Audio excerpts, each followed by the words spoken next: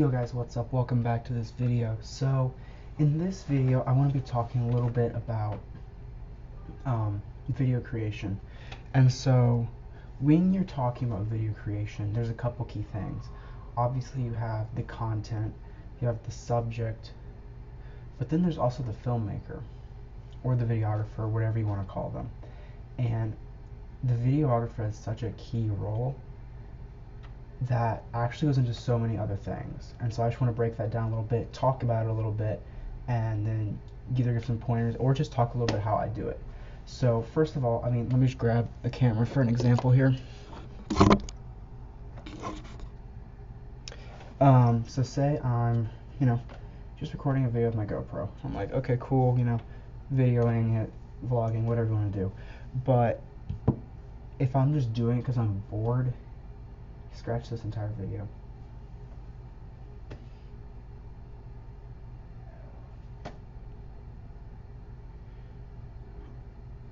How much light does that add?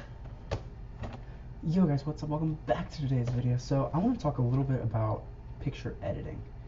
And scratch. What do I want to talk about? I don't know. I want to do a YouTube video so bad right now.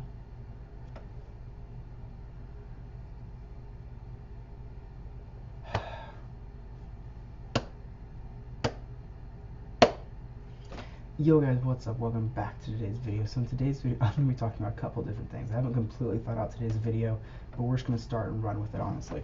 So I want to start out a little bit piggybacking off my last video about organization. I want to start with that, but then I also want to talk a little bit about planning.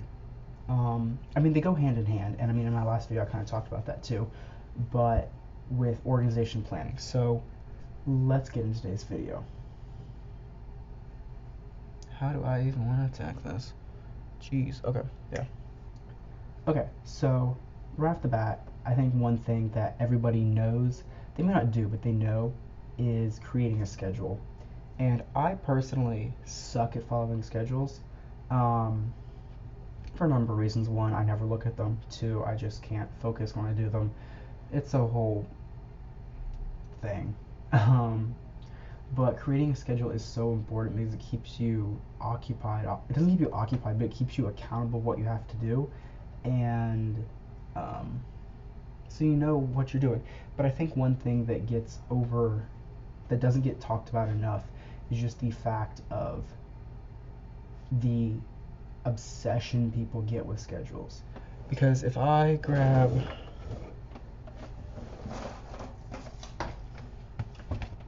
my week at a glance, just your average, scheduler, it can become, okay, so this week, oh my goodness, I have so much I need to fill out and do. Because your schedule's like this. It's like, if it's not filled out perfectly, it's like, oh my gosh, I'm failing. And I have this, but it's like, at the beginning of the week, it's like, it gets chaotic. I stopped using this on October 15th. It gets chaotic and becomes more of a time suck than helpful. And so what do? Well, since I'm in college, I have a lot of homework, I have a lot of papers, I have a lot of assignments, I have a lot of everything. And so what I will do actually is I will take my notebook here that I take all my notes in, for like all my classes. I will make a list. This was weeks and weeks ago's list. This is this weekend's list. And I will just put every assignment that needs to be done that week. I'll do this like on a Friday night. I'll just break down the next week, everything that needs to get done. And then I'll just look at it and break it up between Saturday and Sunday and do all my homework on the weekend. Is this ideal? No, but it gets me to actually finish it. So then when the week comes, I know I have all my homework done and I can be okay hanging out in the weekend. I can stay up late one night and not have to worry about, oh no, did I not do that homework the next day? So for example, for this week, because I'm doing this week, which is Thanksgiving week, so I have classes Monday and Tuesday, then I don't have any of the rest of the week. And then I fly back here on Sunday at 9:30 p.m. And so I have no time to actually do homework before the next week starts. And I don't want to do any homework while I'm at home because I'm home so little these days. I want to actually spend time with family. And so I was like, hey, I'll just get it all done. So what I did, and obviously this is different for everybody, but just like to give you a perspective of taking like a schedule and just running with it completely. Am I in focus? I'm in focus. Okay. So, so I just wrote it all down. So, like for my, I mean, you can't really see this, but for my Old Testament class, I have to read this much stuff in the Bible, which is 25 chapters, and then I have to read 95 pages of a book, and I have to read 2 links and write a paper. And so I just wrote it all down, you know, books, pages, papers, links, and then I wrote this little square. I don't do this for all of them. I don't know if you can see that right there, but I just wrote this tiny little square right here, and just with like a summary. So 25 chapters, 95 pages, 2 papers, and a link. And so that's just how I break it down. And then I have my next class. So this is my first year seminar, or no, this is my English class. And so I have a meditation on giving thanks because of Thanksgiving, and then I have these 3 chapters I need to read, and then you need to write a chapter, modeling another thing.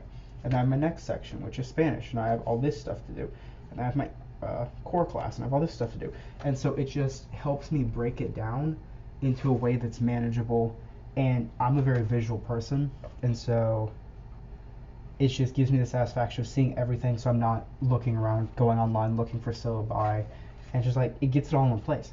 And so whether you're doing that or just a normal daily schedule, it just gives you the satisfaction of having it all in one place at one time, and you just cross it off, because how satisfying is crossing something off? So when I'm breaking down my weekend, what I'll do is I'll take my 25 chapters of the Bible, half that Saturday, Sunday. Okay, I have 25 chapters to read, and so I'll break that up, 12 and 12, or 12 and 13.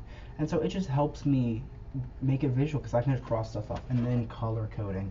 Color code so much. It's so satisfying. So I mean, pink is stuff that I've done, yellow stuff I've left to do, and then green is the stuff that's in progress right now. It just helps me so much of the time. I can feel like I'm not being productive and I'm not accomplishing anything. So allowing me to cross stuff off just helps me feel like I'm accomplishing. I'm being redundant. Something else that really helps is lighting and music with being productive. For me, I mean, I have ADHD, so I mean, I have my meds and all that kind of fun stuff, but also giving myself light. I like a dark room to work in, but having a light that isn't searingly bright is also good. So I have a lamp here, I have little lights up here, and it just really helps me stay in a mood that's bright and, encouraging, I guess, for lack of a better term. Something else I find really helpful is a creative outlet, whether that be editing a video, editing pictures, planning a video, going out on a walk, really anything that gets me up and moving, get the blood circulating, as our parents would say. It just helps me be productive in a way that opens my mind up to other things.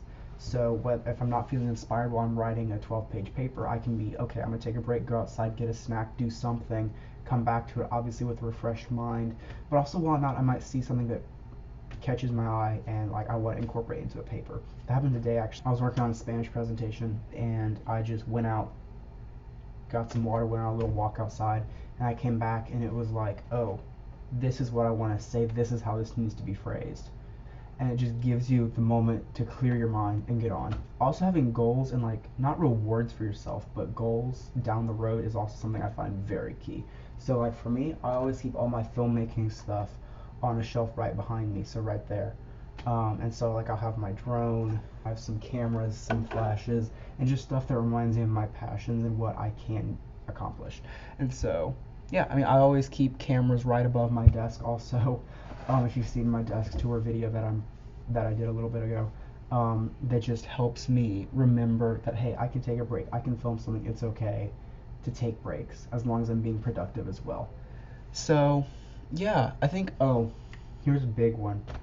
Keeping your books close. So like as you can see right here, like I have all my books. I've got all my books. I have my Spanish book, my core book, my first year seminar, I guess, and then I have my Old Testament book. I have all the books I'm reading, my other books I'm reading here. I've got pencils. I've got it all right here, so I don't have to get up and move, because sometimes when you're in that grind, it's like if I get up and move, I'm going to lose my train of thought, and that can't happen to me right now.